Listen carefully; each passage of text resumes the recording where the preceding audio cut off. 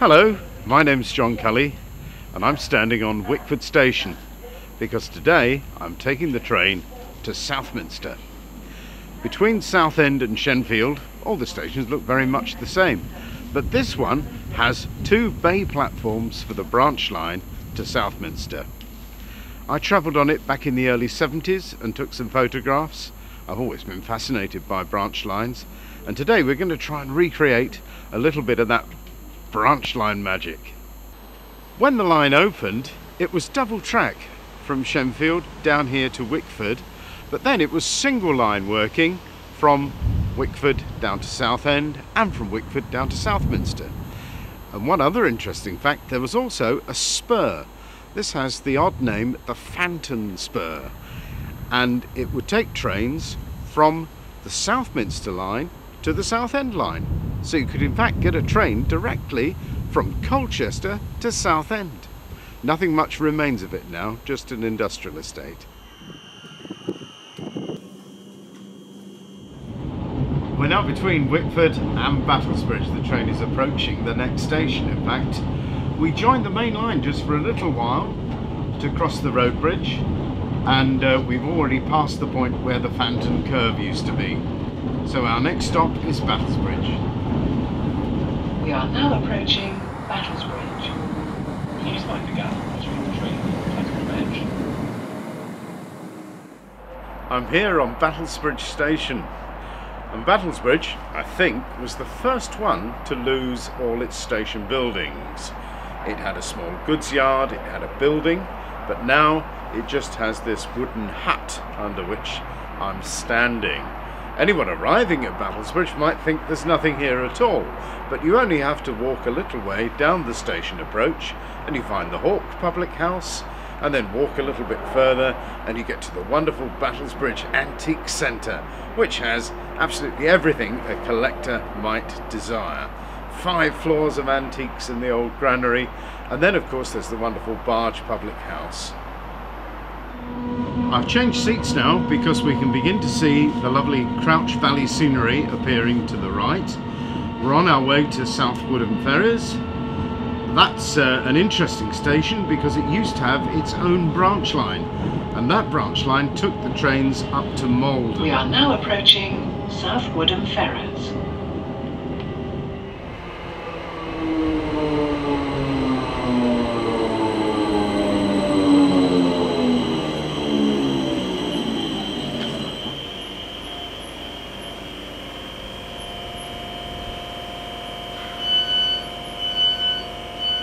And this is South Woodham Ferries, and you can see behind me the old station canopy.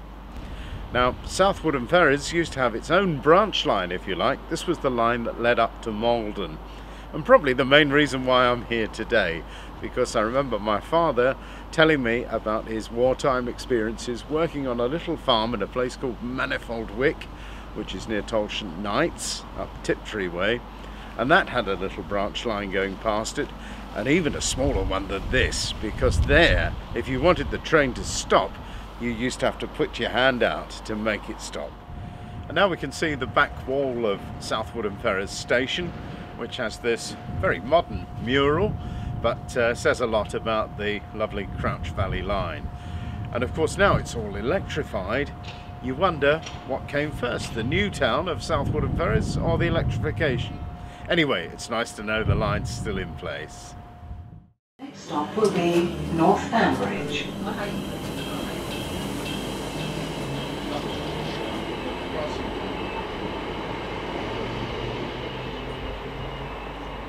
And now we're on our way to North Fambridge. It used to be called Fambridge, but they changed the name in 2007 because apparently South Fambridge is on the other side of the river.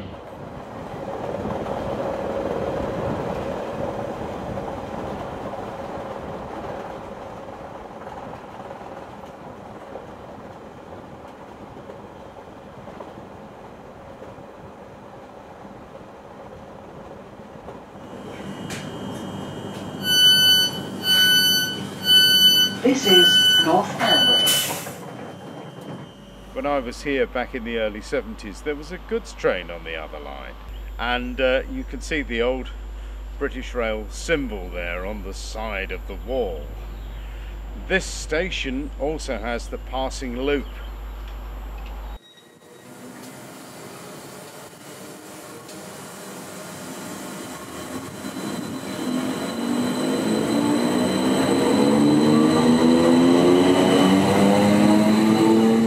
The line rises a little out of Fanbridge and then descends into the lonely station of Althorn.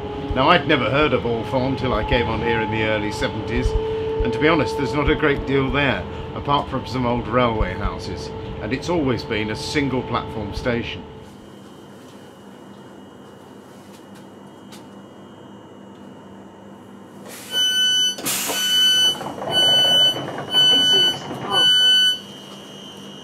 At Althorn there doesn't seem to be very much at all, but if you drive a little way from the station, or walk away from the station, you come up to St Andrew's Church and the church hall. And there are also some vineyards around here now, but I think when they built the station they also built some station houses, because the only buildings you can see near to the station itself look like railway cottages. The train has left Althorn now and it's following the curve of the river to Burnham-on-Crouch.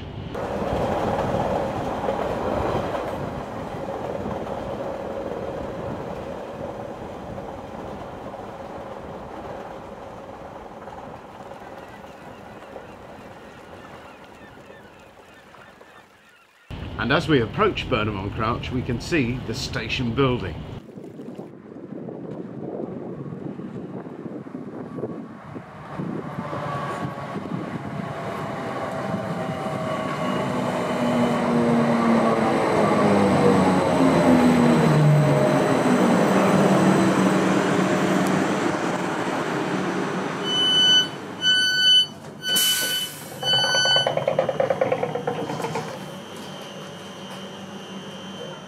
Now I'm round the back of Burnham Station. It was a little bit windy before and I think the sun's gone in again, but never mind. Burnham Station used to be a community centre here. I think it's closed now, but if you walk just a little way you soon come to the town itself. There's some lovely marinas, yacht clubs, pubs, restaurants, hotels, a great deal to see in Burnham. It's a lovely place.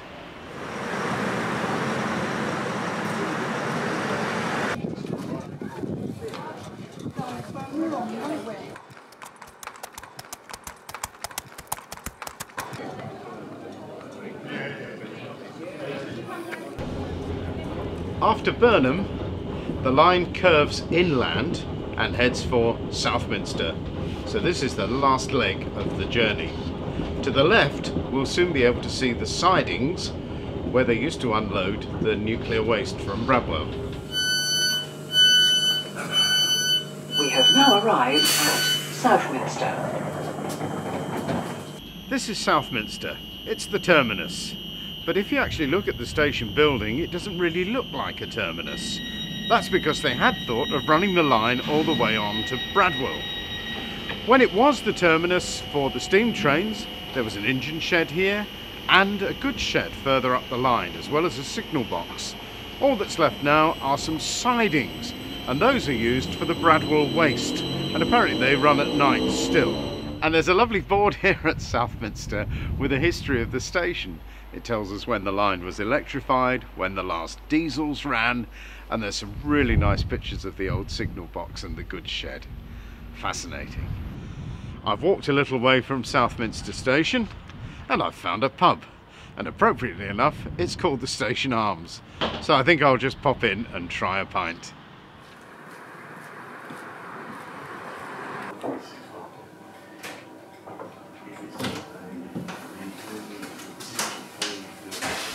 Well, I think I'll fancy a pint of this local ale. Look at that, Essex Boys from Crouch Vale. And it is brewed locally, is it? Yes, it's South from Ferris. Excellent, I'll have one of those. Thank you. I've really enjoyed my trip on the train, and I hope you've enjoyed watching it. Maybe you'll be able to join me on another trip one day soon. So, all that remains to say is, cheers everybody.